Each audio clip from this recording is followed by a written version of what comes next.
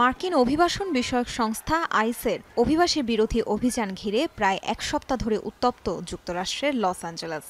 বিক্ষোভের আগুন ছড়িয়েছে অন্যান্য শহরেও। বিক্ষোভ দমনে পুলিশের পাশাপাশি সক্রিয় ন্যাশনাল গার্ড ও মেরিন সেনারা। ব্যবহৃত হচ্ছে অত্যাধুনিক সব অস্ত্র। বলা হচ্ছে প্রাণনাশী না হলেও ক্ষতিকারক নানা অস্ত্র ব্যবহার করছে নিরাপত্তা বাহিনী। ক্ষতিকারক নানা অস্ত্রের নামের তালিকা দিয়েছে বার্তা সংস্থা রয়টার্স সহ মার্কিন বিভিন্ন গণমাধ্যম। অভিযোগ উঠেছে বিক্ষোভকারীদের লক্ষ্য করে ছোড়া হয়েছে রাবার বুলেট।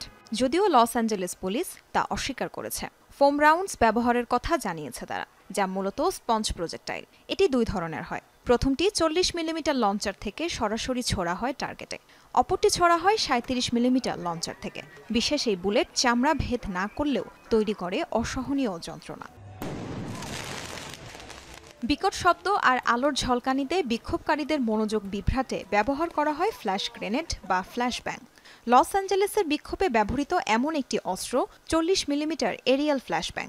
বিকট আওয়াজে এই নন লিথাল গ্রেনেড কিছু সময়ের জন্য সাময়িকভাবে অসাড় করে দেয় পুরো শরীরকে।